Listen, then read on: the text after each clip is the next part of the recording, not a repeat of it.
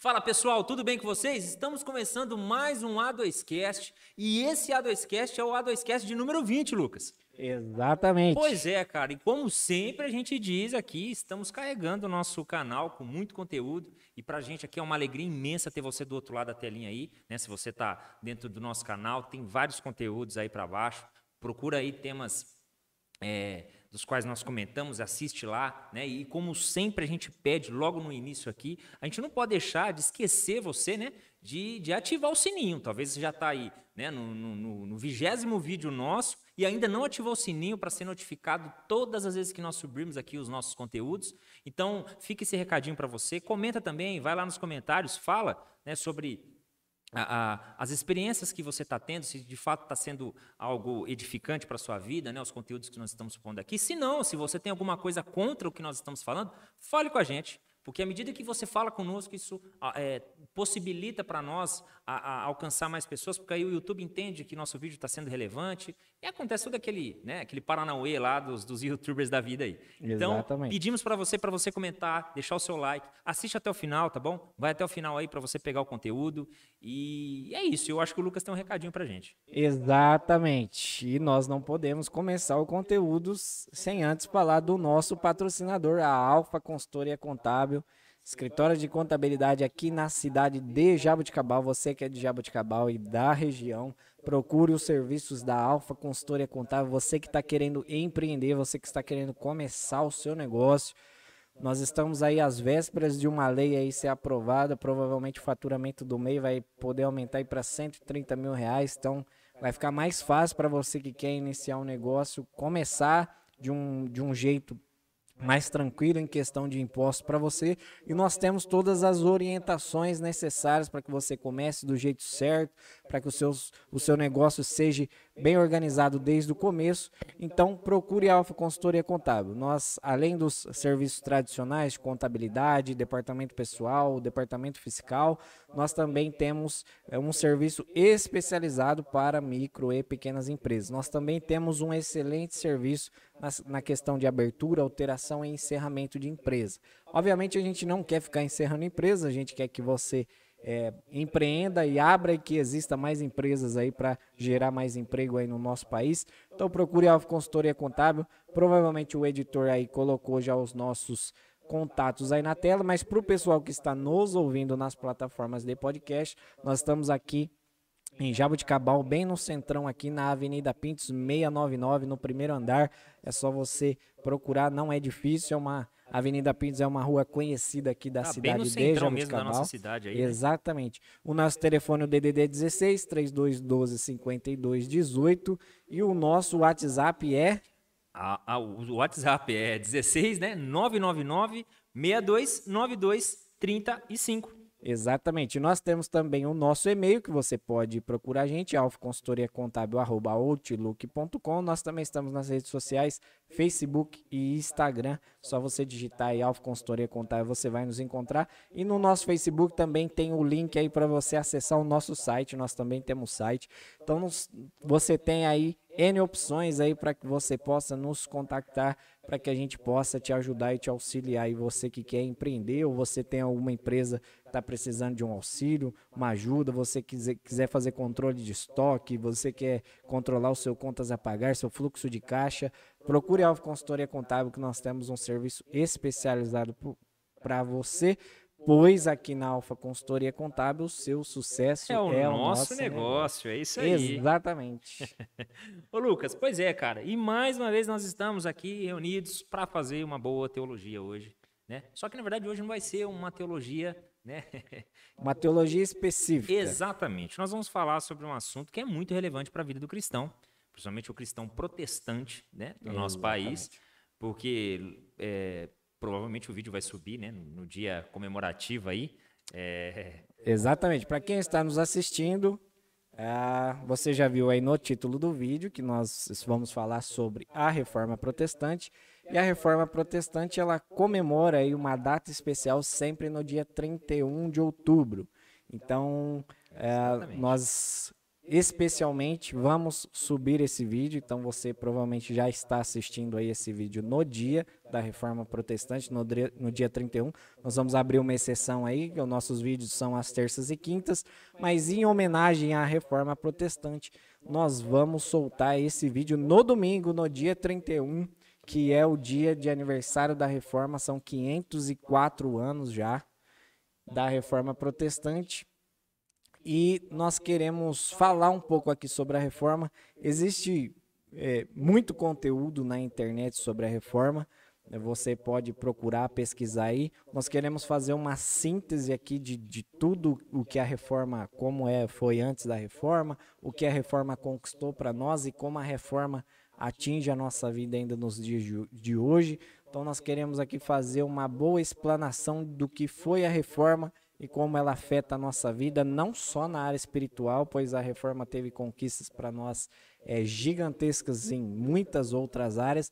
Então nós queremos aqui fazer uma síntese, dar uma pincelada sobre os pontos principais aqui da reforma e como nós podemos estar aqui hoje falando de teologia, graças à reforma protestante. Exatamente, Lucas. E olha, importa a gente já começar esse assunto sempre lembrando, cara, que quando nós falamos sobre os reformadores, né, sobre a herança, a recompensa que houve, né, por certos homens se entregarem tanto, né, cara, a defesa das escrituras, a defesa do próprio ensino doutrinário que foi deixado lá dos pais da igreja, né, e importa a gente sempre lembrar que a nossa ideia aqui não é levantar bandeira, né? Como o próprio Paulo depois, ele vai em uma das suas cartas dizer, olha, no meio de vós aí há aqueles que dizem eu sou de Apolo, eu sou de Paulo, e a nossa ideia aqui não é levantar as bandeiras de Lutero, não é levantar as bandeiras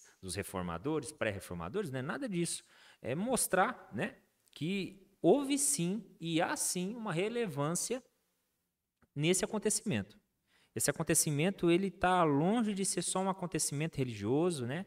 De só um problema que a igreja teve. Não, está longe disso. Isso, ao decorrer da nossa fala aqui, vai mostrar que, realmente, cara, muitas das leituras que nós fazemos hoje das Escrituras, muito da boa teologia que nós temos hoje, que traz muita clareza, né? Muito apontamento para nós a respeito de vários versos difíceis, às vezes, foram esses homens que lá atrás quebraram muitas coisas, né? Ou como o próprio John Wesley vai dizer em um dos seus sermões, se nós estamos enxergando alguma coisa agora, é porque nós subimos nos ombros desses homens para enxergar, né? Que eles acabaram, enfim, entregando a sua vida para boa teologia e nós temos resultado disso. Só que antes de qualquer coisa, eu gostaria de fazer a leitura de um texto das Escrituras. Sim. Isaías, no capítulo 1, no versículo 9, logo quando ele está iniciando o seu ministério, né, isso falando de forma escriturística, né, que ele começa a fazer suas profecias, o finalzinho da primeira profecia ele vai dizer o seguinte, ó, que é o capítulo 1, versículo 9. Se o Senhor dos Exércitos nos não deixar algum remanescente, já como Sodoma, seríamos semelhantes a Gomorra. Então, dentro do contexto que o próprio Isaías está passando aqui, nós vemos que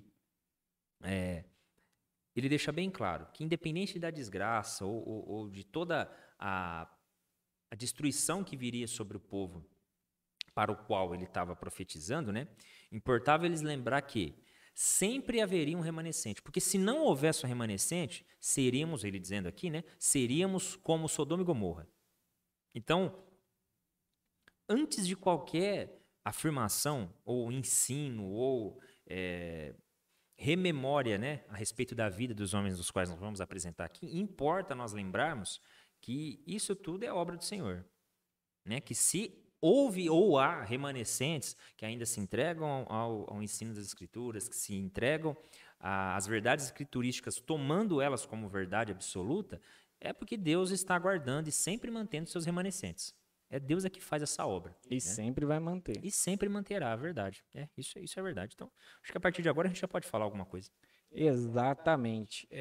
A reforma protestante, ela teve o seu início, vamos dizer assim, comemorativo, que nós... registrado em história, né, como oficial. É por causa daquela cena clássica, né, que até, né, Há muita Lutero lenda. já virou filme, né, tem até a imagem, né, de Lutero pregando as 95 teses, né, na porta do castelo de Wittenberg lá. Então, por causa dessa cena icônica, e que na verdade muitos vão dizer que é um mito, porque geralmente os monges, quando eles iam pregar algum aviso nas portas, que era comum a igreja pregar o aviso nas portas da igreja, Sobre algum o aviso, sermão, sobre qualquer outra coisa. eles enviavam os seus discípulos para fazer isso. Então, acredita-se pela historicidade que Lutero, não foi Lutero em pessoa que pregou as 95 teses lá. Mas por causa desse movimento das 95 teses, de pregar na porta da igreja, e por ser um documento que estava ali contestando os ensinamentos da igreja, então a data de 31 de outubro de 1517 é a data que ficou marcada como o início da Reforma Protestante. Mas, todavia, porém, nós tivemos homens que antes de Lutero já, de certa forma, já combatiam os erros e os problemas que estavam acontecendo ali na Igreja Católica. Fazendo um parênteses, a igreja nunca morreu, né? Exatamente. O que acontece é o seguinte, muitas às vezes, e às vezes até a própria Igreja Católica, muitas vezes nos acusa de, nós como protestantes, ela nos acusa de fazer uma bagunça no meio da igreja. Só que quando você estuda a história, você vai ver que a igreja que existia ali no momento, que de certa forma a igreja que regia, né, a religião cristã era a igreja católica, naquele momento, no período medieval, ela estava passando por muitos problemas. Então, Lutero não foi um protestante, né? Ele não protestou contra os ensinamentos da Igreja Católica da cabeça dele. Ele falou, não, agora eu vou ser um revolucionário. Eu quero ter a minha própria igreja católica. Eu quero ter a minha própria igreja, eu vou mudar tudo que eles estão ensinando aqui e tá tudo certo, né? Então, muitas vezes, em alguns ensinamentos, Lutero é tratado como um revolucionário. E revolucionários são aquelas pessoas que querem mudar tudo. E, na verdade, Lutero ele não queria mudar tudo, ele queria que se retornasse ao que era ensinado antes. Boa. Né? Principalmente, né, o principal de todos, o precursor que fez Lutero fazer tudo o que ele foi exatamente a questão da autoridade das escrituras. Havia uma bagunça ali no momento que eles estavam, e antes, né, nós vamos falar de alguns aqui homens, né, pré-reforma, né, os chamados pré-reformadores, mas a grande questão é que a suficiência das escrituras ela era negada. E aí alguns vão dizer, não, mas principalmente, né, os queridos católicos, muitas vezes a acusação que eles fazem contra nós é não, mas nós como igreja demos a Bíblia para o mundo e agora os protestantes ficam usando a Bíblia contra nós, né? Mas na verdade, quando você estuda os pais da igreja, quando você estuda, né, toda a evolução teológica que houve, né, dos pais da igreja, você vai ver que os pais da igreja sempre atestaram, sempre afirmaram a suficiência das escrituras. Nunca na história, né, talvez um ou outro ali, teólogo que provavelmente foi refutado ali no meio, né, poderia fazer alguma afirmação do tipo, mas sempre os pais da igreja já tratavam as escrituras como suficiente, as escrituras como infalível, as escrituras como palavra de Deus na terra. Então, não foi facilmente verificado na história que não foi a Igreja Católica que nos deu a Bíblia, não foi ela que escolheu quais os livros que ia fazer parte da Bíblia. Né? Nós falamos um pouco disso no nosso primeiro podcast lá sobre interpretação bíblica, onde nós demos um pequeno panorama ali sobre a questão de crítica textual e tudo mais. Então, o precursor, o que fez, né, Lutero e também os pré-reformadores a começar qualquer coisa, qualquer tipo de reforma, como nós chamamos hoje, é exatamente retornar à autoridade das escrituras, a voltar à autoridade que a escritura possui em si e que a escritura revela de si mesma essa autoridade. Por isso nós pedimos para você assistir o nosso podcast sobre interpretação bíblica, que lá também a gente apresenta como a Bíblia apresenta autoridade em si mesma, né? Ela não precisa da igreja para conferir autoridade sobre ela. E nem de homem algum, né? Nem de homem algum, exatamente.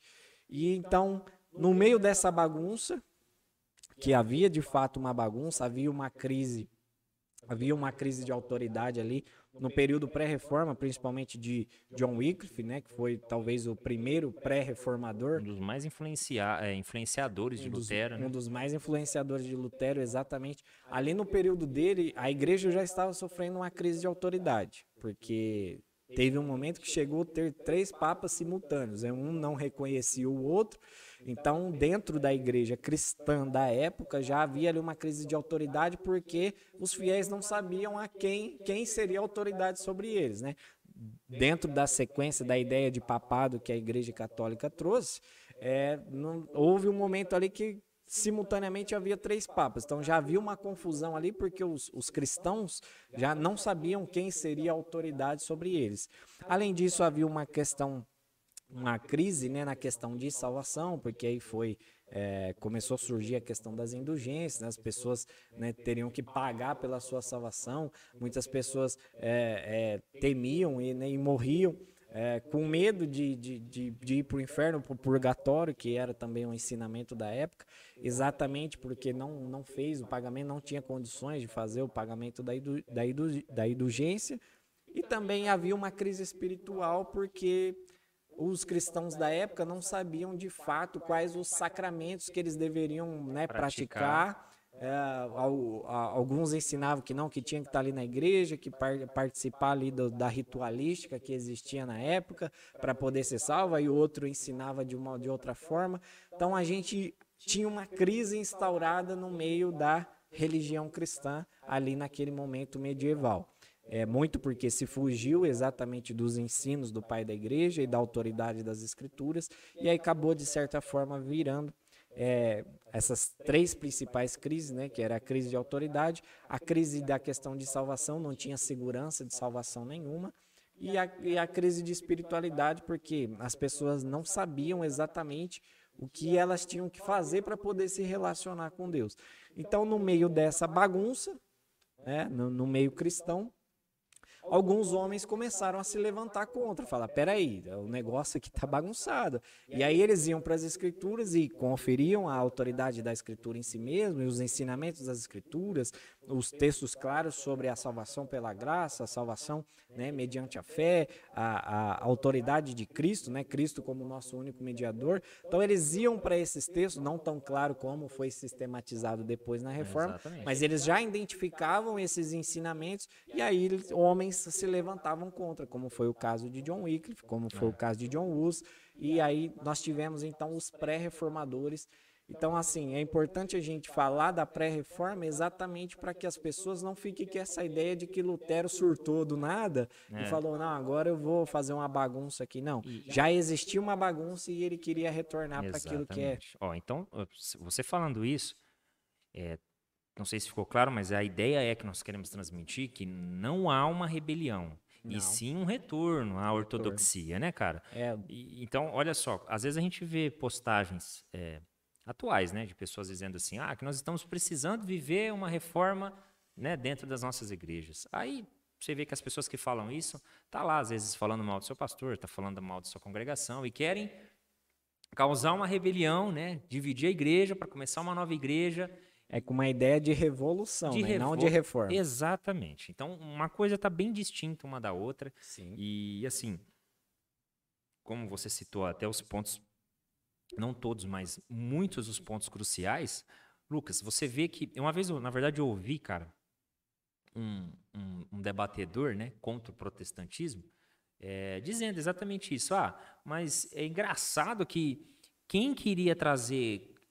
contrapontos com a igreja eram os próprios, né, os próprios que a igreja ensinou, os próprios que a igreja cuidou, que ajudou, como por exemplo, e ele usa essa expressão, a pessoa, né, o próprio traidor João Hus, né, ele vai citar lá que é outro discípulo, vamos dizer assim, nato, né, de Wycliffe, e ele, cara, ele afirma isso, né, assim, faltou um pouco de lógica no que ele está dizendo, porque se você olha para a questão histórica, você vai ver que naqueles dias o manusear as escrituras não era dado a todos os homens. Não. Porque se não houvesse a dificuldade de leitura, se não bastasse a dificuldade de leitura que as pessoas tinham, né, porque não tinha quem ensinasse, e daqui a pouco nós vamos falar que uma das recompensas da reforma foi a educação, né, para todos. Sim. a educação acadêmica, né? A leitura, e, enfim, outras coisas, a ciência em si, se não bastasse a falta de leitura, a Bíblia ela não era dada a toda a língua para todos, né? Para todos meditarem.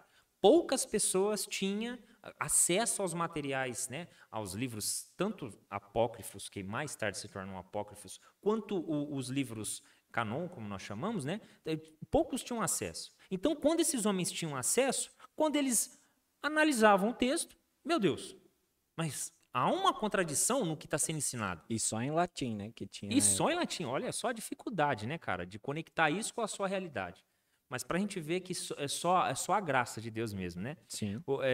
Uma vez, Lucas, eu li uma citação de um livro. Eu não sei se dá para ver aqui na câmera, mas é um dos livros que está ali atrás, né? Porque em Cristo Morreu, de David Allen. E lá tem uma citação de Wycliffe, acho que é assim, né? Wycliffe, isso. Lá tem uma citação dele, e eu não lembro na íntegra, né, a citação dele, mas o que ele está dizendo é o seguinte: ele era totalmente, não era parcialmente, ele era totalmente contra qualquer ensino ou ideia de que a graça era meritória, de que recebíamos a graça porque éramos bons. Ele era totalmente contra isso. Ele era, na verdade, o oposto, né? Se essa é a ideia. Ele era o oposto disso, que nós só poderíamos ser agradáveis a Deus se a graça de Deus viesse, né? E como você mesmo falou, eles estavam tateando, né? Já estavam, na verdade, enxergando. Como você citou aí, Gui, mas eles não tinham, né? Eles não tinham um sistema teológico sistematizado, né?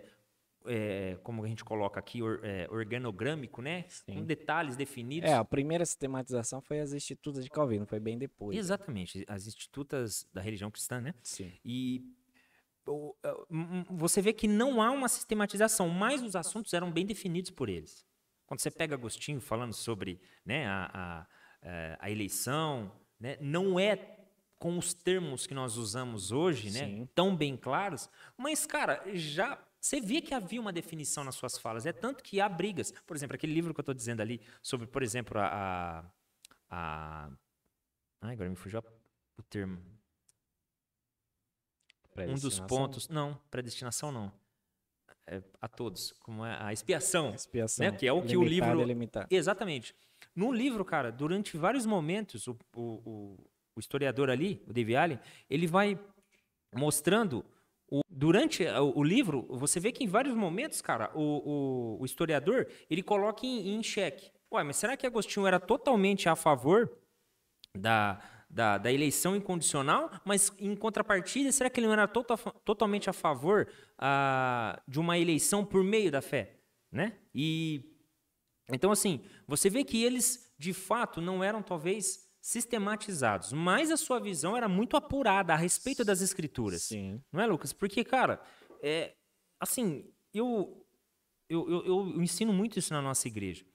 Não é pelo fato de nós acreditarmos que o Espírito Santo é que faz uma obra interna, né, que traz um batismo interno, uma instrução interna, para nos fazer crer, que necessariamente é ele que nos faz entender em termos de raciocínio, lógico. Não é? Porque as escrituras, cara, se você entregar para qualquer pessoa hoje e pedir para ela examinar as escrituras a partir das escrituras, né? Olhar a compreensão que as escrituras traz por si só, independente se vai ser tudo verdade que está aqui, se essa pessoa vai acreditar que é tudo verdade que está aqui ou não. Se for um bom leitor, é impossível ele negar que as escrituras apontam para Jesus Cristo como Salvador do mundo, que o homem é depravado, enfim, e tantos outros termos, né? Sim. Então, esses homens, né, ao correr as escrituras, o Espírito Santo confirmava no seu coração o seu chamado, confirmava, fazia essa instrução interna, mas não mudava o fato de que eles tinham que apontar as verdades bíblicas. Verdades essas que era negada ao povo, não é? Sim. Eu queria até fazer uma leitura de um texto, cara, que Pedro, aliás, ele deixa bem claro para a gente. Isso, claro, que os reformadores já, né, não os pré, como nós estamos dizendo aqui. Não sei, também nunca pesquisei para ver se eles têm algum sermão a respeito desse ponto. Mas eu sei que os reformadores em si têm muitas coisas a respeito desse ponto que eu vou ler aqui. Mas ele vai dizer o seguinte, ó, na segunda epístola que ele escreve, no capítulo 1, no versículo 16. Porque não vos fizemos saber a virtude e a vinda de nosso Senhor Jesus Cristo, segundo fábulas artificialmente compostas, mas nós mesmos vimos a sua majestade. Porquanto ele recebeu de Deus, Pai, honra e glória. Quando da magnífica glória lhe foi dirigida a seguinte voz: Este é meu filho amado, em quem me tenho comprazido. Versículo 18. E ouvimos esta voz dirigida do céu, estando nós com ele no Monte Santo, e temos muito firme a palavra profética, a qual bem fazeis em estar atentos, como uma palavra que alumia em lugar escuro, até que o dia esclareça e a estrela da alva apareça em vosso coração. Sabendo primeiramente isto, que nenhuma profecia da Escritura é de particular interpretação, porque a profecia nunca foi produzida por vontade de homem algum, mas os homens santos de Deus falaram inspirados pelo Espírito Santo. Sim. E aproveitando o gancho, eu ia falar isso um pouco mais para frente, mas vou aproveitar que você puxou esse gancho, sobre os homens, né, os pais da igreja, né, escrevendo sobre a Escritura. E a impressão que a gente tem é que os reformadores, os escritos deles eram sempre debates, né? A impressão que a gente tem é que o que eles escreviam era para contrapor algum ensino de outro e tudo mais. Isso acontecia. Mas a maioria dos escritos, de todos os reformadores que você pesquisar aí, a maioria dos seus escritos era fazendo o quê? Comentário bíblico da Bíblia, escrevendo os seus sermões. Então, a contribuição que eles deram, né, a contribuição, e aí eu falo de todos os reformadores, tanto os pré-reforma quanto os da reforma e o pós-reforma, a contribuição que eles trouxeram nunca foi com uma ideia de, peraí, vou falar de trabalho aqui, deixa eu ver o que a Bíblia fala de trabalho e vou... Houve sim certa sistematização, por exemplo, com João Calvino nas suas institutas, mas de longe os escritos de Calvino dos seus sermões e dos seus comentários bíblicos, por exemplo, Calvino tem comentário praticamente na Bíblia toda, alguns livros só que nós não temos escritura dele fazendo comentário, a sua grande maioria é fazendo o quê? Lendo a Bíblia e a exposição dela, o que o autor de Gênesis, Moisés, quis falar em Gênesis, o que ele quis falar em Êxodo, Levítico, e em toda a Bíblia. E aí a gente vai ver que essas contribuições, e aí a gente vai ver que isso influenciou na política, influenciou na economia, influenciou na literatura, influenciou teologia, nas artes, principalmente na teologia, obviamente, mas os caras estavam fazendo teologia bíblica, de o que a Bíblia está falando aqui nesse livro. Eles não estavam preocupados em falar, não, deixa eu ver o que a Bíblia fala sobre trabalho, deixa eu ver o que a Bíblia fala sobre política, deixa eu ver o que a Bíblia fala sobre educação.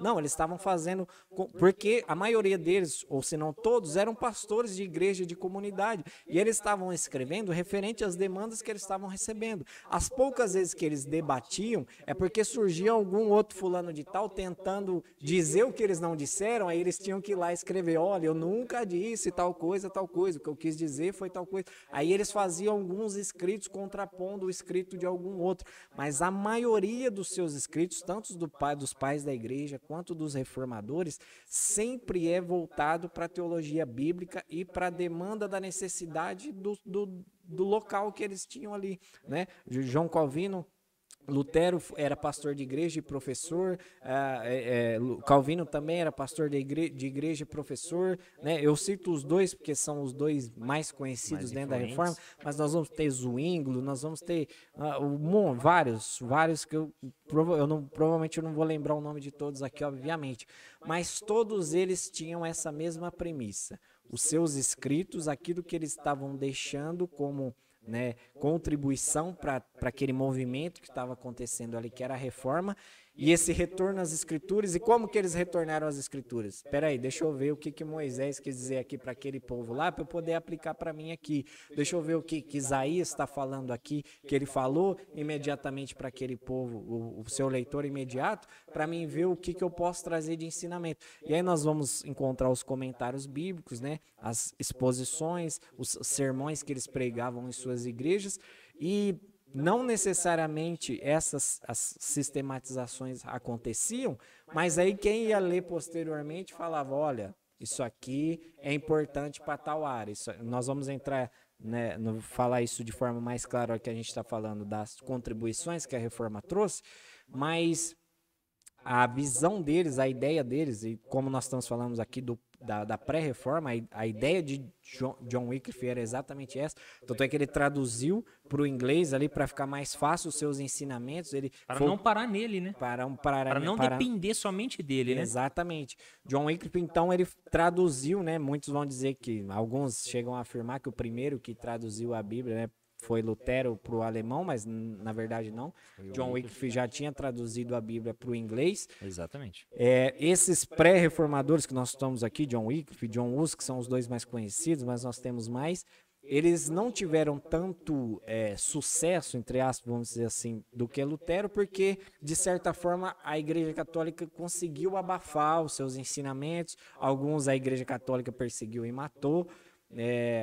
No caso de John Wycliffe não, ele acabou morrendo de derrame cerebral, mas havia ali, eles conseguiram abafar, ao contrário daquilo que aconteceu com Lutero, né, que não teve como, né, porque aí Lutero depois teve muitos adeptos, né, aquilo que ele estava propagando, mas esses não foram tão conhecidos, né, talvez esses nomes para quem está nos assistindo não são tão conhecidos, exatamente porque, de certa forma, a Igreja Católica conseguiu abafar esses ensinamentos, né? A contestação que eles estavam fazendo em relação aos ensinos da Igreja Católica.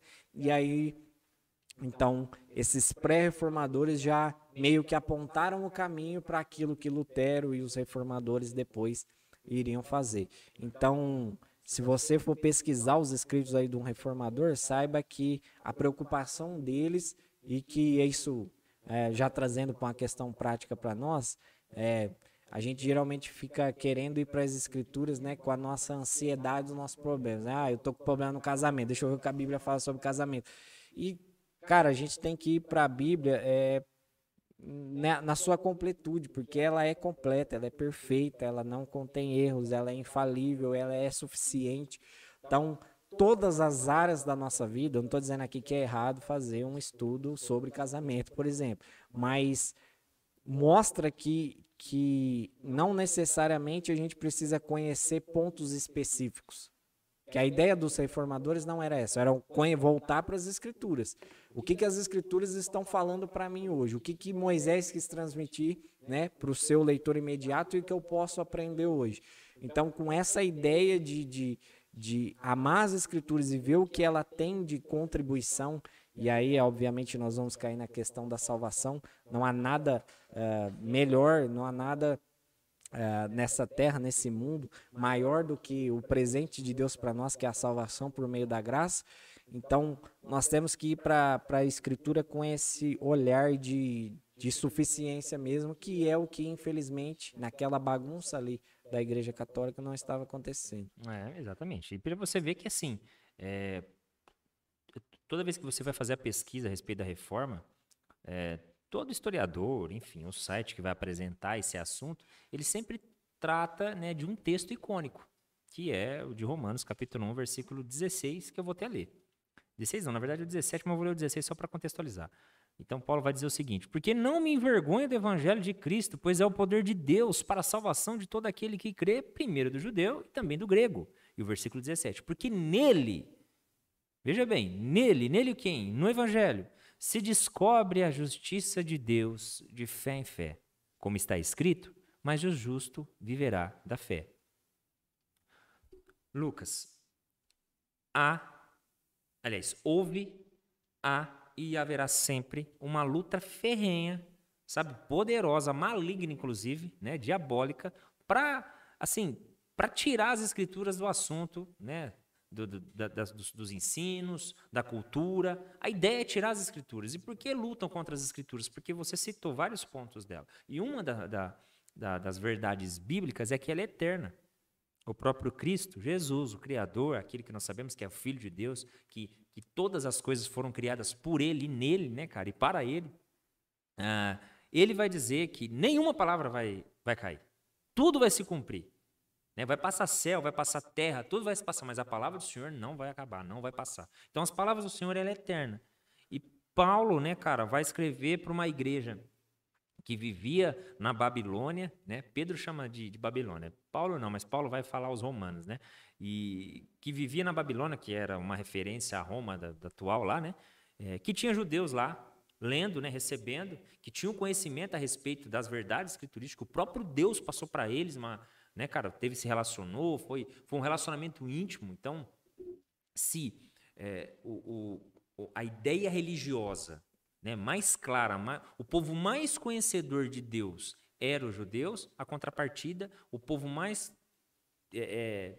como posso dizer assim, mais rico em filosofia, em conhecimento, eram os gregos. E Paulo escreve aos judeus ali, né, que estavam em Roma, e vai dizer o quê? Olha, meu irmão, eu não vou me envergonhar desse evangelho. Esse evangelho que, inclusive, está condenando nós, dizendo que nós somos pecadores, do qual eu já fui perseguidor, né? Eu não me envergonho desse evangelho. Por quê? Porque nele é que se descobre, nele é revelado a justiça de Deus, de fé em fé. E vai Martinho Lutero lendo essas coisas, ouvindo uma pancada de sermões lá atrás, né, batendo em cima exatamente a respeito da exposição. E aí, né, ele vai entendendo que a Bíblia é suficiente, que a Bíblia é poderosa, a Bíblia é a palavra de Deus, é o próprio Deus, aleluia, e tal. E de repente ele percebe, pera lá, o justo vive da fé, cara. Não é de mais nada. Sem fé não há vida. Não há vida. Há ilusão, enfim. Mas sem a fé bíblica não há vida. Mas pera lá, o que é fé? Né? E uma coisa vai levando a outra, e aí daqui a pouco nós temos lá 95 teses contra, né, todo o ensino, toda a ideologia, toda a demagogia, dogma, enfim. Então, assim, as escrituras, cara, ela sempre vai ser, carnalmente falando, deixada de lado. É por isso que toda vez que recebo um pastor aqui, né, que nós recebemos um pastor aqui no nosso Adescast, enfim, foram poucas vezes, mas as poucas vezes que nós recebemos, eu gosto sempre de alertar aos ouvintes, né, que estão nos assistindo aí, os telespectadores, como também as pessoas que congregam, né, os irmãos que congregam nessas comunidades, nessa congregação, que deem assim, como que eu posso pôr a palavra? Importância. Dê importância, cara, para a pregação do evangelho. Sabe, dê a capacidade necessária, dê o ânimo, o incentivo necessário para o seu pastor para se dedicar à meditação das Escrituras. Porque o calar as Escrituras é uma obra carnal, cara. E todas as vezes que a gente tenta tirar, né? Às vezes a gente vai discutir com algumas pessoas a respeito, debater, né? Melhor, acho que essa é a melhor palavra. Vamos debater a respeito de alguns pontos teológicos. Cara, se a gente não consegue ir para a sacralidade, né, cara, para esses pontos que você apontou aí, da sua suficiência, enfim, da sua inerrância, se as pessoas deixam de lado isso, mas na Bíblia tem erro sim, aí você já não consegue mais discutir porque tirou a Bíblia de lado. Aí eu não consigo mais debater. Aí não, realmente, se você acha que a Bíblia tem erros, eu já não consigo mais continuar o assunto. E você falou sobre essa leitura de Lutero, da questão, né, o justo viverá pela fé, e não foi assim, como nós estamos dizendo aqui, Lutero não era um revolucionário que queria mudar tudo do nada.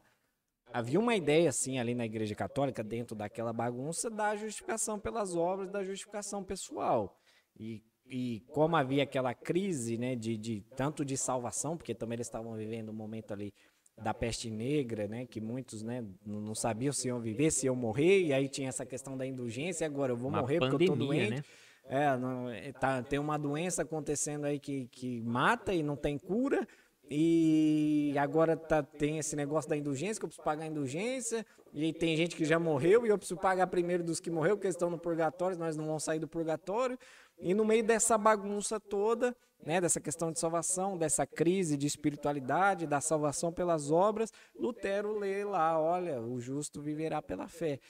E aí, né, começa, o que depois, mais à frente, foi sistematizado, começa, né, Lutero combater a cada ponto. Primeiro, obviamente, foi a questão da suficiência das escrituras, né, quando Lutero olhou para as escrituras e viu que os ensinos, né, eram equivocados, a questão da interpretação da igreja ser autoridade, e aí ele vê a questão da fé, e aí a gente começa a caminhar para Lutero já falando, né, expondo e combatendo a Igreja Católica com os 5 solas, que hoje para nós são doutrinas que são as bases, né, da nossa, junto com outras, mas, né, os 5 solas são aqueles são aquelas doutrinas que de fato simbolizam a reforma protestante. Nós temos, obviamente, outras doutrinas que são centrais às escrituras, mas os 5 solas são aquelas que representam bem a reforma protestante.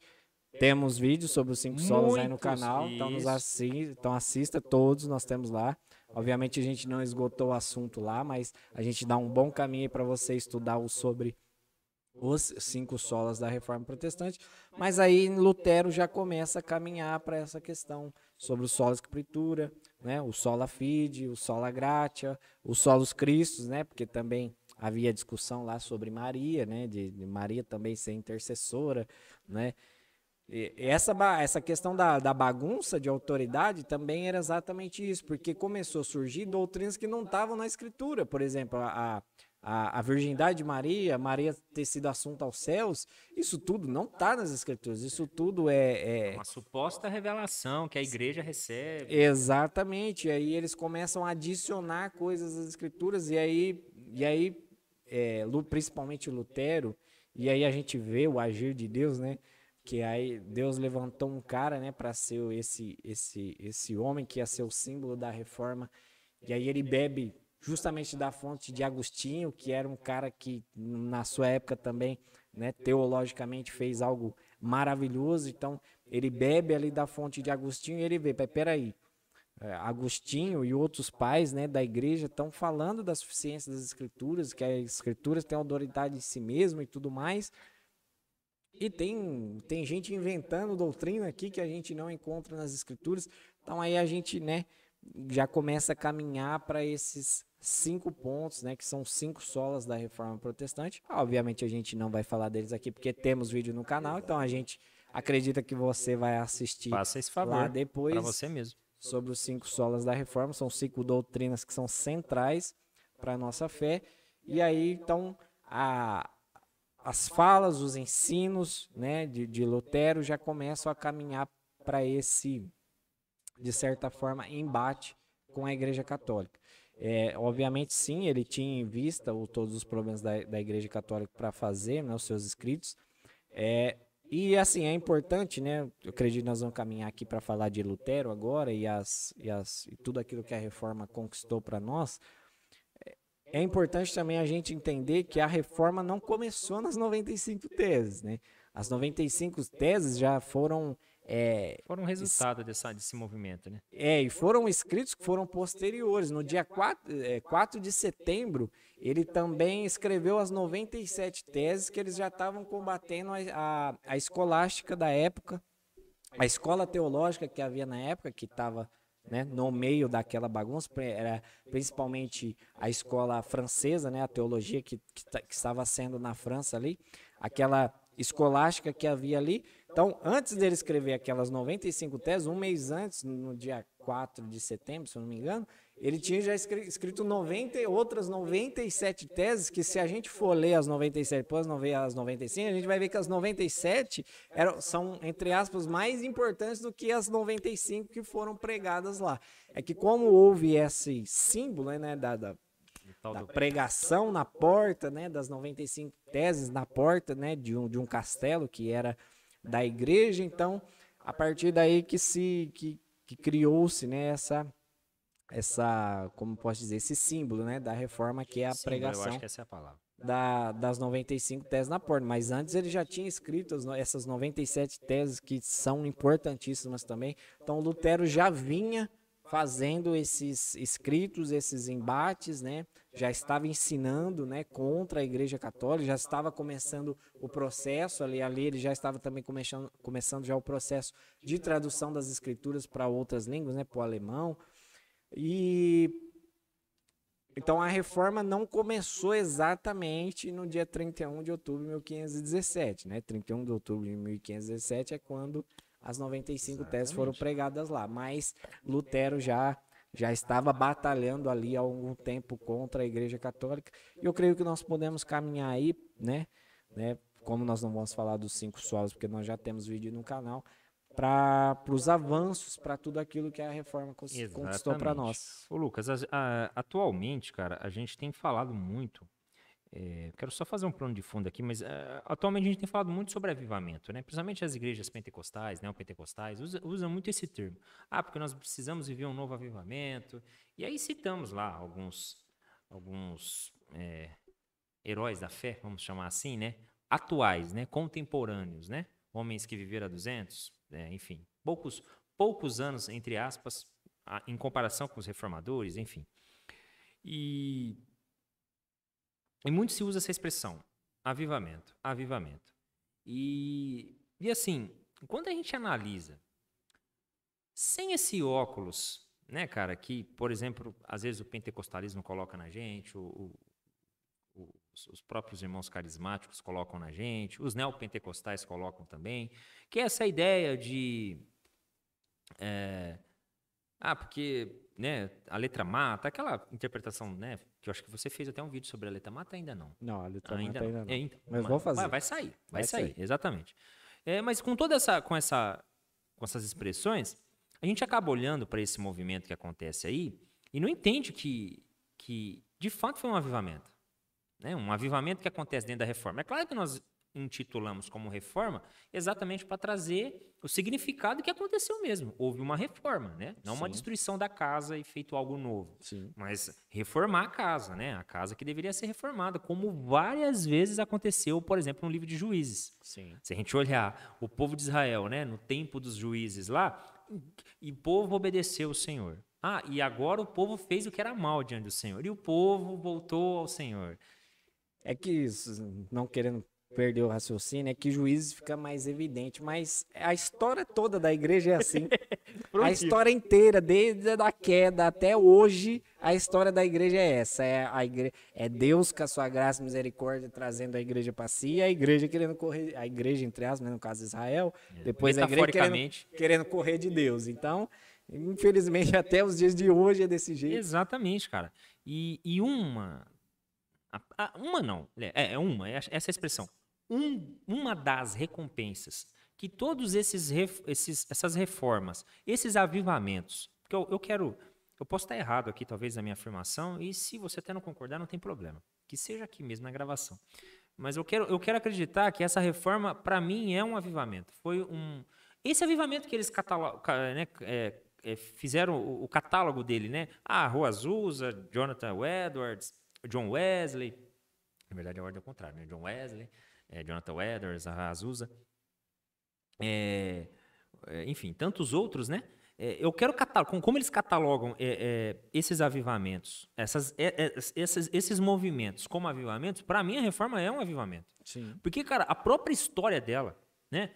A forma com que Lutero conseguiu sobreviver, entre aspas, com toda a perseguição que estava vivendo, porque como você mesmo disse, quando a gente volta anos atrás da reforma, não é o nosso caso, a gente não deveria fazer isso, porque a gente já avançou, mas quando a gente volta alguns anos, você vê que, se já não bastasse a igreja ter que lutar contra as heresias, né, ainda tinha que lutar contra ela mesma, né, ela se sobreviver dentro dela mesma, né? Então, se não bastasse os de fora, o próprio Agostinho mesmo, em um determinado período lá, ele tem que lutar contra a heresia dos donatistas, né, que pregavam a respeito...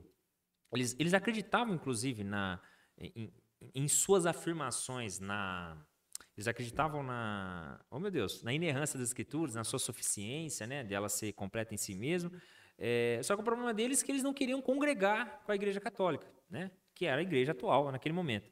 E aí, Agostinho até acaba fazendo uma leitura, eu digo exagerada, né, a respeito, por exemplo, daquela passagem daquela parábola que Cristo fala a respeito do noivo, né? Que o noivo sai para escolher para chamar os convidados para sua festa, e os convidados não vêm, aí o Senhor dá uma ordem para os seus servos. Vão lá fora e traz todo mundo para cá. A força. E aí Agostinho entende, faz uma interpretação daquele texto e fala, gente, traz todo mundo. Quem não quiser vir vai morrer. Né? E a gente sabe que houve um massacre grande a mando de Agostinho. Então, obviamente, que quando eu até falo isso, mostra bem claro que os homens são errantes. Sim, as interpretações eram errantes. A Bíblia não. Né, cara? A Bíblia continua sendo Bíblia, a palavra de Deus. Então, quando a gente olha para a reforma, a gente vê que como base primária, cara, das recompensas desse movimento, né, desse avivamento, desse mover de águas que Deus faz, né, em períodos, como por exemplo da reforma, é a educação. Cara, como é aletrado o povo, né, quando há o verbo sendo entregado para o povo. Né?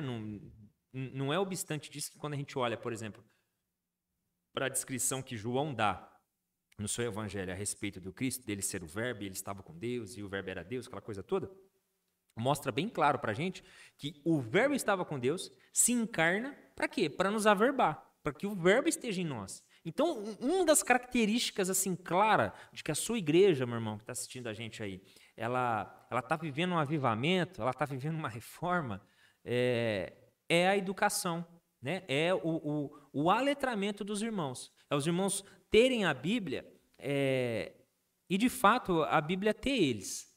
Não é? Não é aquele negócio de ler as Escrituras e correrem para Moisés e falar, Moisés, quem vai nos trazer essa palavra? Essa palavra está muito distante de nós, a gente não consegue entender ela. E isso tudo, cara, é porque os homens, de alguma forma, tentam reter, né, cara? Tentam segurar a revelação de Cristo, se é que pode, né, cara? Então, assim, uma das primeiras recompensas que nós olhamos ali para os dias de Lutero, para a reforma em si, se não obstante das Escrituras se tornar acessível ao povo, é a própria formação a formação, não sei se é essa a expressão, mas a possibilidade de se começar a ter escolas a todos, né? As pessoas voltarem a ser aletradas, desejarem conhecer a letra, estudar, né? Ou a letra que eu quero dizer em termos acadêmicos, enfim. Sim. Eu creio que dentro disso que você está falando, obviamente, a reforma, ela inicialmente, obviamente, Lutero, quando começou, ele, entre aspas, já quis corrigir os 3 problemas que nós citamos, estava acontecendo, que era o problema de autoridade, o problema de salvação e de espiritualidade. Então, inicialmente, já com os 5 solas que não estavam sistematizados, mas já estavam intrínsecos nos seus ensinamentos, ele corrige a questão da autoridade, que a autoridade é das escrituras, o sola escritura. Ele corrige a questão de salvação, né, que aí tem o sola gratia e o sola fide, a graça mediante a fé, né, e também a questão da garantia de salvação, porque tem até um filme, eu não vou lembrar o nome, mas tem um filme que uma mulher encontra com o John Wycliffe, tem uma cena eu não vou lembrar o nome do filme agora, mas tem uma cena que uma mulher encontra com o John Wycliffe e o filho dela havia morrido. E ela estava chorando, não porque o filho dela havia morrido, né, criança, mas porque ela não tinha conseguido pago, ou seja, ela não conseguia ter o luto por aquilo que aconteceu, que foi a morte do seu filho, porque ela estava chorando e preocupada com outra coisa, que era o pagamento da indulgência que ela não conseguia pagar. E aí John Wycliffe chama ela, né, e lê para ela aquela passagem de Mateus, que Jesus fala, né, deixe vir a minhas criancinhas.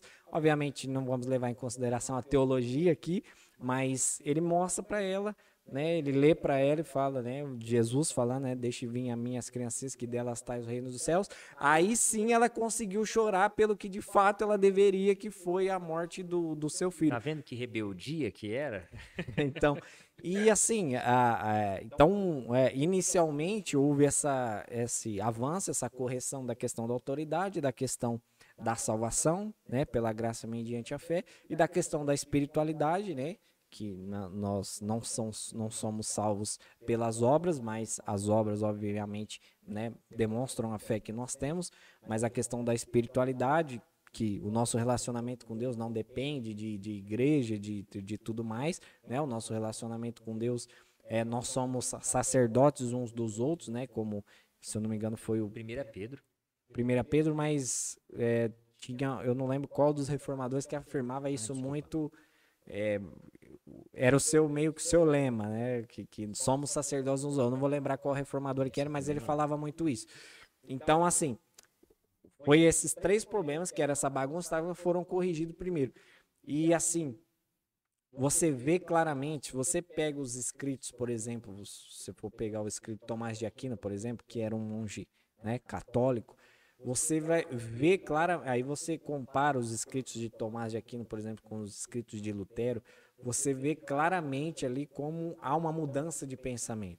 É lógico que Tomás de Aquino teve as suas contribuições teológicas, sim, mas você vê que a forma de pensar era diferente. Você vê que, assim, é por isso que eu creio que eu não tenho problema de afirmar que é um avivamento, porque, assim, não tem como dizer que não é sobrenatural. O mundo da época está pensando tudo de uma forma e de repente Deus levanta um homem. Obviamente nós cremos totalmente inspirado pelo Espírito, né? Não para escrever Bíblia como nós sabemos que o cânon está fechado, mas obviamente nós sabemos que a igreja é movida pelo Espírito, e aí levanta um homem inspirado pelo Espírito e aí muda completamente a forma de pensar, né? Você vai ver que os escritos são totalmente diferentes, a forma de ler e interpretar as escrituras e a herança que nós temos hoje, que é a hermenêutica, que é a interpretação das escrituras, é exatamente com base na reforma. Eu acho que essa palavra eu deveria ter falado. Sim, a hermenêutica, né, que é a ciência da interpretação hoje, ela é oriunda da reforma. E quando você fala isso, desculpa até te atrapalhar, a hermenêutica, cara, ela assim... Eles utilizaram para a leitura bíblica, ponto. Mas, meu Deus, a hermenêutica é usada em tudo hoje. Sim. No meio jurídico, né? No meio até mesmo do direito, né? Que a hermenêutica é a ferramenta crucial. É a ciência da interpretação. É a ciência, pronto, falou. É a ciência da interpretação de qualquer texto, mas originou-se dos teólogos fazendo hermenêutica das escrituras, da interpretação da palavra de Deus. Então, você vê a diferença. Você vê, por exemplo, eles né, saindo do latim, voltando às línguas originais, né, voltando para o grego, voltando para o hebraico, voltando para o aramaico. Então agora você não tem mais essa dependência de tradução do latim, porque agora eles estavam aprendendo as línguas originais e fazendo as exegeses do texto direto das cópias, né, dos copistas, dos originais. Então você vê essa evolução, essa mudança de pensamento, que aí começa a originar esse monte de coisa, né? Aí nós conseguimos a hermenêutica, a questão da interpretação. Se você for ver, se você pega, por exemplo, a origem da língua alemã, né, o estudo, né, da língua alemã, quando você volta para a origem dela, você vai encontrar o que? A Bíblia, a Escritura, a Palavra de Deus. As bases da língua alemã hoje, né, qualquer pessoa, eu não tenho conhecimento de linguística, mas qualquer pessoa que estude a linguística, estude a língua alemã, a hora que ela chega na base para ver de onde saiu tudo, sai das Escrituras, sai da Palavra de Deus, muito influenciada pela tradução que Lutero fez da Bíblia, exatamente, porque muitas palavras, né, obviamente do grego, né, do grego e do aramaico e do hebraico, que são as línguas, né, que foram escritas originalmente a palavra de Deus, muitas palavras não têm tradução. E aí Lutero se esforçava dentro da sua linguagem, né, que era a língua alemã, para fazer a tradução correta das escrituras. E isso originou a língua alemã como nós temos hoje. Então, quando você volta, você encontra ali a Bíblia, a palavra de Deus, na linguagem alemã. Então, nós temos essa contribuição. Para mim, obviamente, a maior contribuição é a questão da salvação, né? Tanto é que os 5 solas da Reforma Protestante, todos eles se encaixam dentro da soteriologia, né? Que é a salvação somente por meio de Cristo, né? E nós encontramos essa salvação com base nas Escrituras, na suficiência das Escrituras, que é somente por Cristo, que é pela graça mediante a fé, e tudo isso para a glória de Deus. Então, esses 5 solas obviamente são pontos soteriológicos da nossa salvação, e nós vamos citar aqui contribuições, né, políticas, sociais, artísticas, econômicas que a reforma trouxe. Nós vamos citar aqui na hora que nós estivemos falando da reforma nos dias de hoje, mas perdi o que eu ia falar. A maior contribuição da reforma é a ideia de salvação e de garantia, que naquela época se perdeu completamente. Hoje nós conseguimos olhar para as Escrituras e ver a garantia de salvação que há em Cristo, não porque nós somos capazes, porque obviamente nós não somos, e se a nossa salvação dependesse de nós, a gente estava frito.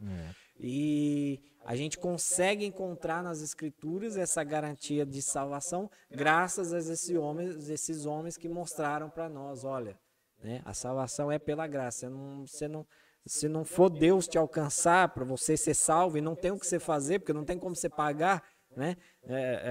Você jamais vai ser salvo. Então, a maior contribuição de todas, obviamente, é a salvação. E aí, posteriormente, nós vamos ter vários desdobramentos aí das contribuições da reforma. Exatamente, Lucas. Olha, se você tem uma Bíblia em casa, você que está nos assistindo aí, saiba que ela foi traduzida, né, para o nosso português.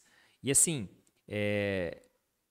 nós, obviamente, que nós não podemos negar aqui que há influência da teologia, Sim, né, do seu tradutor, né? sim, com Muito das certeza. palavras que tinha aqui na hora de fazer sua tradução, ele teve que fazer sua exegese ali na hora de Sim. fazer sua tradução e transmitir para a gente. Sim. Mas mesmo assim, ainda nós acreditamos na suficiência, né, na inerrância das Escrituras, mesmo na sua tradução. Então, se você tem uma Bíblia na sua casa, saiba que é contribuição, né, cara, daquele movimento, daquele agir da reforma, né, na qual Deus gerou lá naqueles dias, né, naquele momento. E assim, certa feita eu também ouvi que, poxa, mas vocês estão meio atrasados, vocês demoraram, né? Vocês demoraram 500 anos para se tornar reformador. E a tua fala no início, cara, essa frase eu ouvi, eu gostaria muito de trombar com essa pessoa, né, que eu assisti pelo YouTube, que ele se autotitula um ex-cristão evangélico e voltou às origens, como ele diz, né, ao catolicismo e é missionário, inclusive. Nas falas dele, né, ele é intitulado assim. Eu acho até que é auto-intitulado, mas enfim. E aí ele diz isso. Poxa, mas os reformadores aí, como vocês falam, vocês que são protestantes, vocês demoraram 500 anos para aparecer. E obviamente que nós nos... 500 não, 1500, né? 1500, desculpa, é 500 né? anos que eu digo assim, da nascimento da igreja...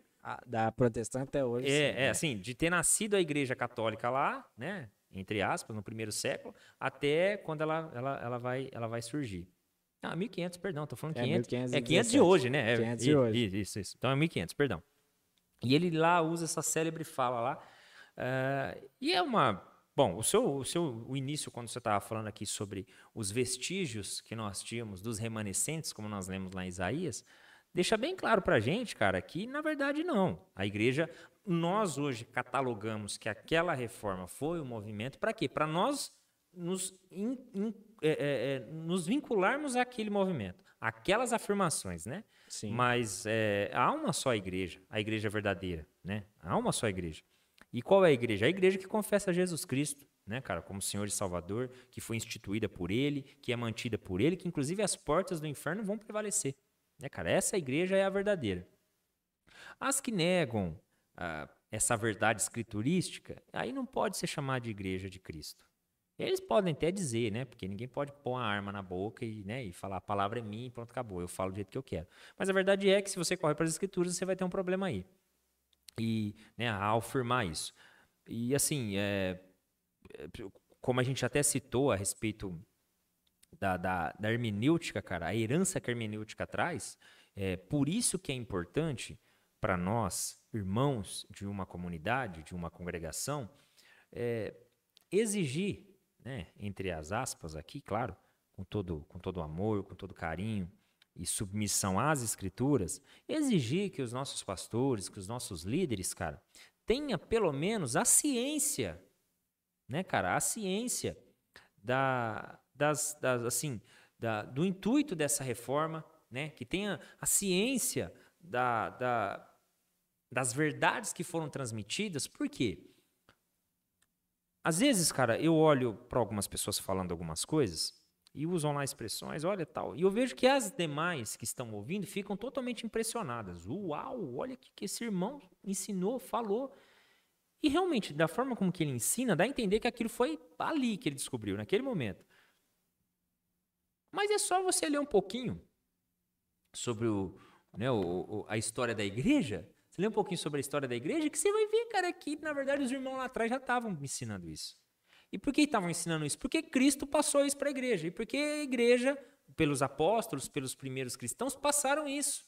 Entende? Então, cara, assim, é necessário que os líderes tenham a ciência. E quando eu uso a expressão ciência, eu não quero dizer aqui que que todo pastor é obrigatoriamente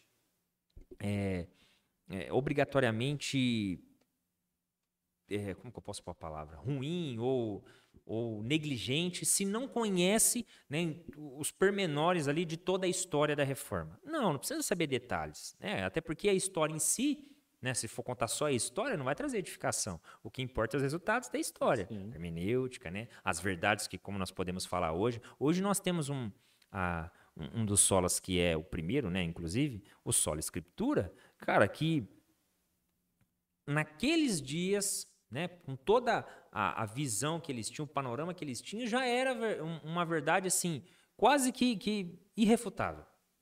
Eu vou dizer quase porque ainda tinha alguns detalhes, né, a respeito dos copistas, enfim, as próprias... ainda não tinha muitos livros originais, ainda não tinham se encontrado, né, cara? Né, enfim, muita arqueologia não tinha acontecido naqueles dias. Então havia a possibilidade de ser refutado. Mas nos dias de hoje, cara, é impossível refutar essa verdade. É impossível. Os que refutam, não refutam, os que tentam fazer isso, partem da ideia do negligenciar. Não, eu vou negligenciar que a Bíblia é a palavra de Deus e vou, né, trazer outra ideia, vou trazer outro assunto, enfim. E aí, cara, aí a gente tem um problema mesmo. Sim, e além dessa contribuição escriturística, como nós dissemos aqui, né, além dessa reforma da questão da salvação, que é a principal de todas para nós, né, não há contribuição maior da reforma para nós do que hoje nós olharmos, né, para as doutrinas da graça, que é um termo teológico utilizado para as doutrinas que foram sistematizadas na reforma, né? Então hoje nós podemos, né, conseguir enxergar de forma mais clara, né, para nós, como você disse, né, nós podemos subir nos ombros desses homens agora, né, e conseguir olhar mais longe, né, exatamente porque nós, né, recebemos essa herança e, como eu disse, não há nada maior do que a salvação. Nós olharmos, né, a salvação pela graça em Cristo Jesus que as Escrituras não fornecem, mas isso foi para além. Deus ele é tão bom, que ele é tão misericordioso, e assim, a prova de que aquilo que Deus faz é perfeito, é justo, é santo, que, como eu disse, esses homens escreveram muitas coisas e eles não estavam preocupados, de certa forma, nos seus escritos. Obviamente que havia os seus problemas políticos, sociais, econômicos ali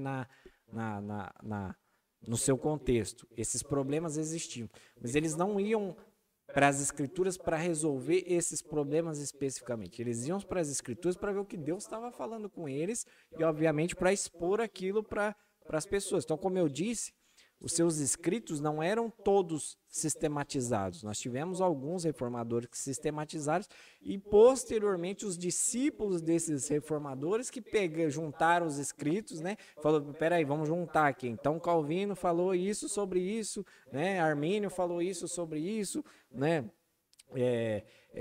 Lutero, Zwinglio falou isso sobre isso, Melanchthon e tantos outros reformadores assim. Então, as sistematizações, as principais, né, as mais claras que nós temos hoje, elas foram feitas posteriormente, porque os homens estavam preocupados o quê? Expor as escrituras, pregar, ensinar a palavra de Deus. Só que a palavra de Deus ela é tão poderosa, e por isso, né, eu confirmo aquilo que você falou, que não tem como refutar ela, que de exposições bíblicas e ensinos da palavra de Deus, nós sofremos nós recebemos uma influência política gigantesca. Meu Deus. A ideia, por exemplo, que nós temos hoje de república vem das pregações, dos ensinos das escrituras dos reformadores. É na reforma que os reis, que muitos se consideravam divindades, começam a perder força e começa a ter uma ideia de igualdade, de representatividade. Então ali nós encontramos de eleição de homens para cargos. Sim, exatamente. Então ali a monarquia perde a força, né? Homens autoritários, né? Autocratas que tomam as suas decisões pelas suas vontades particulares, porque descendeu de um outro rei, tal, tudo mais. Isso tudo começa a perder força e aí começa a se ganhar uma representatividade, né?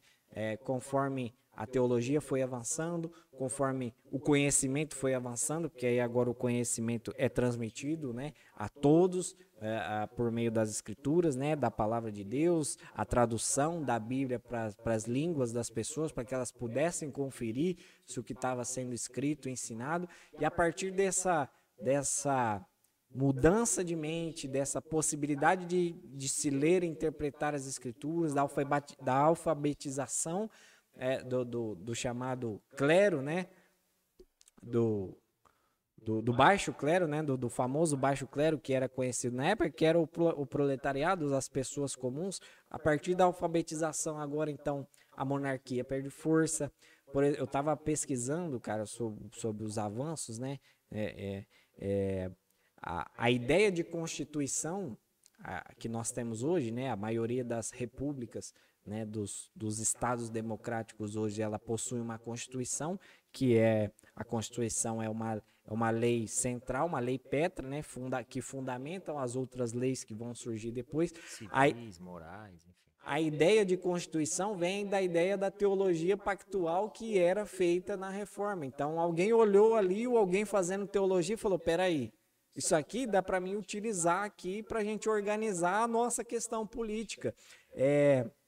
O federalismo, né, que nós temos hoje, a ideia de federalismo, né, que é a questão de divisão de poderes, também vem do sistema eclesiástico da igreja. Se um dia alguém pensou, não, a gente não pode centralizar o poder em alguém, foi porque eles olharam para a igreja e falaram, não, aqui na igreja funciona, entre aspas, saber que o poder não está na mão de um homem só, e aí isso foi levado para a política. O direito moderno, né, que nós temos hoje, a ideia de direito moderno hoje foi totalmente influenciada pela reforma protestante, a questão da hermenêutica, né, a interpretação das leis precisam seguir, apesar de que hoje, principalmente aqui no Brasil, mas não vamos entrar nesse assunto, mas as leis precisam ser interpretadas à luz da hermenêutica. Então, nós temos todos esses avanços políticos, né, com essa ideia de homens expondo a Bíblia, a Escritura, fazendo comentários da palavra de Deus, fazendo teologia. Isso transformou o cenário político no mundo, né? Transformou a Europa, que é a potência que nós temos hoje, os Estados Unidos, que é um país... Os missionários vão para lá depois. Que é um país de matriz totalmente protestante, que é os Estados Unidos, e hoje a gente vê que eles são potência na educação, na cultura, na política, e se tornou na economia, na teologia. Isso é. Então, assim, nós temos esses avanços políticos, nós temos avanços sociais, né? A questão da arte. Se a gente hoje pode ver, por exemplo, se você jogar aí no Google aí, Lutero, você vai ver alguma imagem dele ali. Obviamente que a imagem não é 100%, né? Não é uma foto, mas é porque homens faziam pinturas de outros homens. Então, eles revolucionaram a arte na questão, né? Os homens passaram a ter liberdade de se expressar artisticamente. Então, como não existia fotografia e eles queriam trazer uma representatividade, por isso que nós temos, por exemplo, o quadro sobre a Santa Ceia, né? Esse quadro famoso, que é a Ceia de Cristo. Michelangelo. Por isso que os homens podiam ter uma ideia, por exemplo, da crucificação, né? Cristo na cruz, tudo mais. Tudo isso vem da ideia de homens tentando transmitir as ideias teológicas por meio da pintura. Então, eles queriam transmitir a imagem para que as pessoas pudessem ter no seu imaginário aquela imagem gravada. Então, eles faziam o quê? Pintavam. E isso fez com que a arte, a questão da música, eles, né, começaram a musicalizar os salmos no culto. Então, houve assim uma influência grande na arte, houve uma influência na educação. Obviamente já existiam universidades, mas elas eram totalmente de difícil acesso. Era só para o clero e para a igreja. Era só eles que... seleto de pessoas. Exatamente.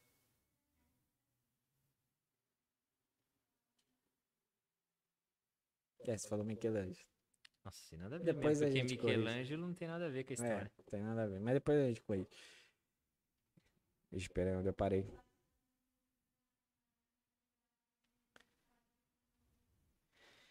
Então nós vemos as universidades que Ô, eram... Lucas, só corrigindo, eu falei Michelangelo, mas na verdade é Da Vinci, né, cara? É, Foi corrigido exatamente. aqui pela diretora. Vamos corrigir aqui, a diretora corrigiu. E havia sim já as universidades, as reuniões para conhecimento que foram chamadas de universidades, mas isso era só para o clero, né, para as monarquias, para os seus descendentes e para a igreja. Então era totalmente restrito e essa união da igreja e Estado, que também foi a reforma protestante, que entendeu que igreja e Estado nunca deu certo, né, e nunca vai dar. Né? E nunca vai dar, inclusive verdade, agora. nunca vai dar, a pessoal. ideia de igreja e Estado nunca deu certo e nunca vai dar. Né? É.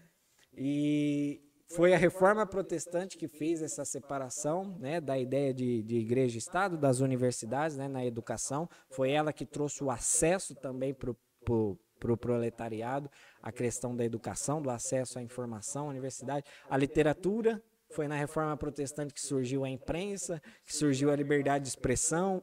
Tudo isso que a gente briga hoje, né, isso foi conquistado lá por homens sentados, né, fazendo teologia, né, nas suas igrejas, nos seus sermões. Amando a letra.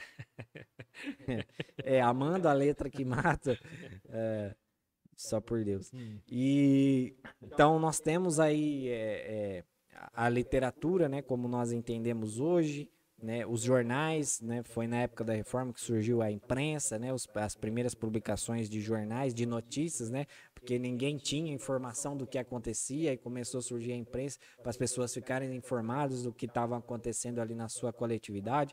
Então nós tivemos contribuições políticas, sociais e econômicas. A econômica, ela é mais polêmica. Exatamente. É mais não, é muito polêmica. Ela é muito polêmica porque vai ser atribuído, se você ler aí, se você pesquisar reforma e economia, vão atribuir aos reformadores o capitalismo. O capitalismo selvagem é culpa dos reformadores. Isso é uma falácia. Isso é uma falácia total. O que os reformadores, principalmente Calvino, que é o que é mais acusado, né, de ser o pai do capitalismo e tudo mais, sendo que a ideia de capitalismo já existia antes, mas, né, o que Calvino defendeu foi uma ideia de valorização do trabalho e de poupança. Foi isso que Calvino defendeu. Se você for ler o que ele escreveu, a ideia dele é essa. As pessoas precisam sim trabalhar, precisa haver uma valorização do trabalho, mas e elas precisam poupar. Né? Elas precisam poupar, não dá para gastar tudo. Para que isso se torne algo de garantia, né? Exatamente. Então, houve uma ideia de valorização do trabalho e de poupança.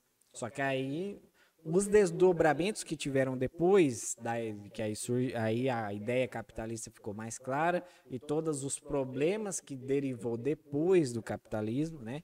Que, de fato, o capitalismo teve os seus problemas, as suas extrapolações que aconteceram, né? O famoso capitalismo selvagem, mas a ideia dos reformadores não eram essa.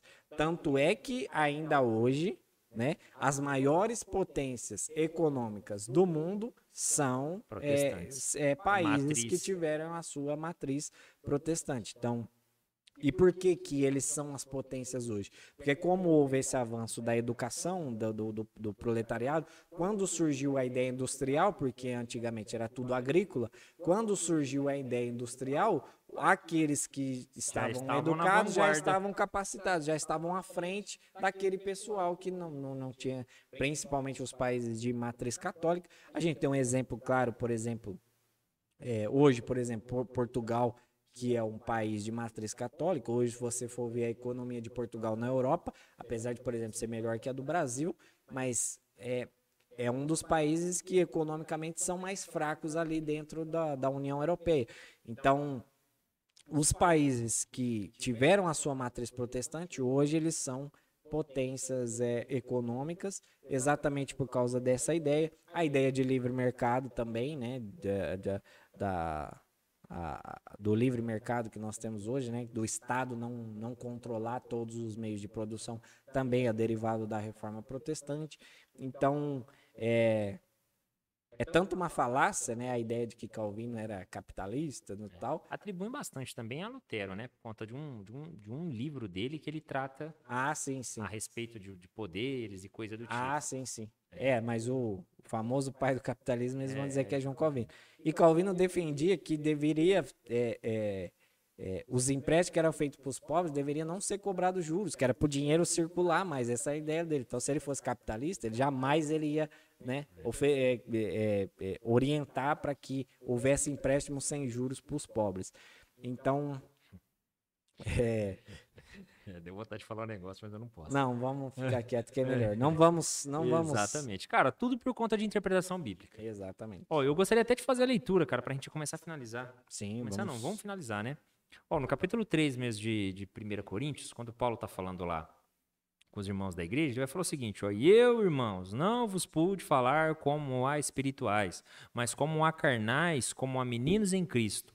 Com leite eu vos criei e não com manjar, porque ainda podíeis, nem tampouco ainda agora podeis, porque ainda sois carnais, pois havendo entre vós invejas, contendas, dissensões, não sois porventura carnais e não andais segundo os homens? Porque dizendo um, eu sou de Paulo, e outro, eu sou de Apolo, porventura não sois carnais? Pois quem é Paulo e quem é Apolo, senão ministros pelos quais crestes e conforme o Senhor deu a cada um? Eu plantei, Apolo regou, mas Deus deu o crescimento. Pelo que nem o que planta é alguma coisa e nem o que rega, mas Deus que dá o crescimento. Ora, o que planta e o que rega são um, mas cada um receberá o seu galardão segundo o seu trabalho, porque nós somos cooperadores de Deus. Vós sois lavoura de Deus e edifício de Deus. Deu uma cutucada no microfone aqui. Em outras palavras, cara, acredito que os reformadores, ao lerem isso, né, ao bater os olhos nas escrituras, e principalmente para expor elas, eu acredito que, né, isso tudo que você foi narrando aí sobre as recompensas aponta exatamente para isso, né, para não colocar nos ombros de homens, seja ele, aqui, claro, nós estamos numa esfera eclesiástica, né, numa esfera congregacional, enfim, Paulo falando com os irmãos da igreja e possivelmente tendo toda a questão contextual aqui, né, tendo a dificuldade entre eles lá, porque estavam fazendo suas divisões, tudo movida por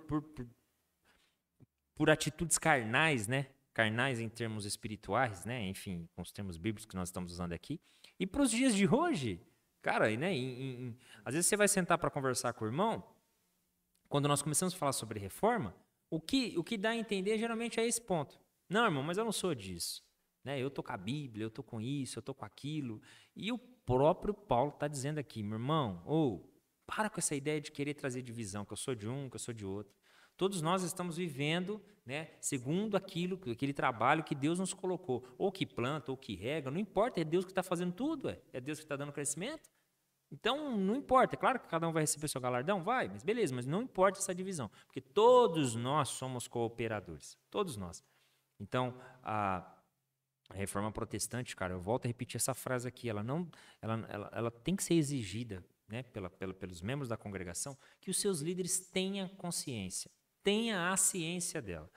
Pelo menos da essência, né? Da essência, exatamente, porque isso vai fazer com que eles sejam mais cuidadosos ao expor as escrituras, ao apresentar a Cristo por meio dela, né? Para não acrescentar outras coisas pelos quais esses homens aqui quase morreram E muitos morreram. E muitos morreram, né? Não dissemos todos, mas muitos morreram. Sim. Exatamente. Falando sobre isso, né? Acho que você já até citou aqui na nossa conversa, né? Spurgeon, que falava que ele não estava para levantar a bandeira de Lutero ou de Calvino, mas eles estavam ombreados com eles, ou seja, lado a lado com eles, levantando a bandeira de Cristo. Então, assim, independente talvez da preferência teológica, né, uns preferem, né, a teologia de um reformador, outros preferem a de outro, mas naquilo que é essencial todos convergiam e todos sempre se preocuparam em ter cuidado para não dizer aquilo que as escrituras não estavam dizendo. Ortodoxia. Exatamente. Então, nós que nos declaramos conservadores, apesar dessa palavra ter sido banalizada nos nossos dias, Mas nós falamos sobre isso num vídeo atrás aí, né? assim, nós que somos conservadores, a nossa ideia é sempre essa.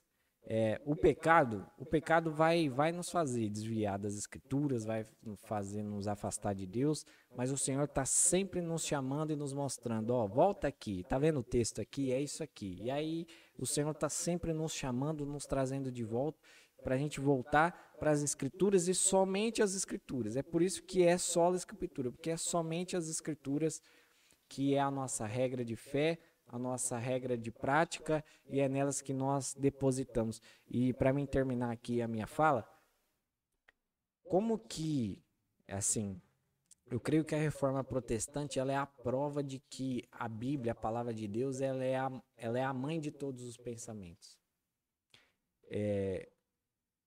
Nós vemos essa mudança, né, de pensamento que houve, né, e quanto evolução que houve nessas áreas que nós estamos aqui, seja elas espirituais, na questão de salvação, seja ela na política, na economia, nas questões sociais, como que o retorno às escrituras traz esse senso de justiça. Quanto mais a escritura é pregada, é ensinada, mais a justiça de Deus se manifesta, mais, né, o amor, a graça e a justiça de Deus se manifesta. Hoje nós podemos olhar os países mais avançados do mundo, eles só são tão avançados quanto são hoje, exatamente porque se debruçaram, né? Estão pautados em cima das escrituras, ainda que haja uma apostasia, né, em muitos países da Europa, mas aquilo que já foi conquistado, né, por meio de eles estarem pautados na escritura, na palavra de Deus e na teologia, Deus não deixa isso se perder. Então, com as escrituras o mundo fica mais justo. Se o pensamento do mundo hoje, né, de todo o mundo fosse pautado, baseado, fundado, né, baseado nas escrituras, ainda que por vezes a gente se desvie um pouco, porque infelizmente nós ainda temos o pecado e o pecado por vezes vai nos dar uma desvirtuada, como nós dissemos aqui já, a história, né, do relacionamento de Deus com o homem é a história de Deus, né, sempre chamando o homem querendo sempre correr de Deus, né, e até nos dias de hoje, né, o pecado faz com que a gente corra de Deus, mas sempre pautado nas escrituras a gente vai conseguir ver mais claro a justiça de Deus, né. Nós podemos dar exemplo desses países. É claro que, infelizmente, na questão da espiritualidade eles se perderam, né? Porque houve muita apostasia, né, na Escócia, né, que é um dos berços do protestantismo e o berço do presbiterianismo, né, que é uma das igrejas históricas que nós temos hoje. A maioria das igrejas lá viraram bares, né, igrejas históricas, né, que os reformadores fundaram. Hoje você vai lá, são pubs, são bares. Então, assim, espiritualmente, infelizmente, houve uma apostasia, né, da questão espiritual, mas todos esses avanços, se esses países podem dizer que são países de primeiro mundo, que tem uma política mais justa, que tem as questões sociais mais justas, as questões econômicas mais justas, são porque a pedra angular que sustentou essa justiça nessas áreas foi a Escritura e a Palavra de Deus. Então isso para nós é uma lição importantíssima, porque se nós estamos olhando a injustiça que acontece no nosso país, né, e que está acontecendo no mundo, em vários outros países, se nós queremos corrigir essa justiça, não é por meio da política, não é por meio do presidente que vai ser aí eleito ano que vem, da Câmara, não é de um retorno às escrituras e a pregação e o ensino da palavra de Deus. Se nós queremos uma justiça, um mundo mais justo, um país mais justo, um país melhor para se viver, ele precisa estar pautado nas escrituras. Não é a política, né? Nós temos um podcast aqui sobre política, nós já falamos sobre isso, mas o mundo não vai ser melhorado pela política. O mundo vai ser melhorado quando as pessoas retornarem às escrituras, reconhecerem a Cristo como seu único suficiente salvador, permitirem serem moldados e guiados pelo Espírito Santo de Deus. Enquanto isso não acontecer, infelizmente, as injustiças vão continuar, vamos viver todos os nossos problemas, né, que nós temos aí, e espero em Deus que as pessoas que assistiram, né, estão nos assistindo e estão conosco até agora, que o mais importante de tudo, de tudo que nós falamos aqui, é que esses homens, né, estavam pautados nas Escrituras. Eles entenderam que tudo parte dela, né? Então, que a gente venha entender isso também. Ô, Lucas, eu acho que é isso, cara. É isso? É isso. Tem muito mais assunto que nós poderíamos tratar aqui, mas eu acredito que já ficou bem longo aí o nosso vídeo, né? Então faz a chamadinha aí, pede pro pessoal e eu vou ler uma frase aqui. Glória a Deus, cara. Bom, pessoal, então se você ficou até o final, né, a gente quer mesmo que o nosso desejo aqui com tudo isso que nós fazemos é trazer edificação para o corpo de Cristo. Então queremos que Deus abençoe demais a sua vida, né, que Deus contribua muito para o seu crescimento, enfim, que todo o ensino que nós passamos aqui, todas as afirmativas que nós fizemos aqui, traga edificação para a sua vida. Então, se você ficou até agora, por favor, né, não vá embora sem ativar o sininho, não vá embora sem deixar o seu comentário, sem nos dizer o que faltou falar, o que, enfim, o que foi legal e o que não foi, se houve alguma inverdade passada aqui, você contribua com a gente, comunique com a gente. Saiba que nós estamos em todos os canais, né, canais de áudio, não sei se é assim a expressão que usa. Sim, os nossos plataformas de podcast. Plataformas de podcast. Então, exatamente, nós estamos em todas lá, você procure e vai nos encontrar. E é isso. Então, eu gostaria só de agradecer aí e fica na expectativa que vem logo mais vídeos aí. Exatamente. E para terminar, aquela frase tradicional que nós costumamos falar, eu vou falar uma frase de João Calvino novamente. Ele diz o seguinte: a palavra e o Espírito sempre caminham juntos, de tal modo que não podemos compreender a palavra sem o Espírito, nem saber o que o Espírito diz sem a palavra. Meu Deus do céu. Amém? Glória a Deus. Deus abençoe a todos. Valeu, todos gente. Com Até Deus. a próxima. Até mais. Obrigado. Tchau, tchau.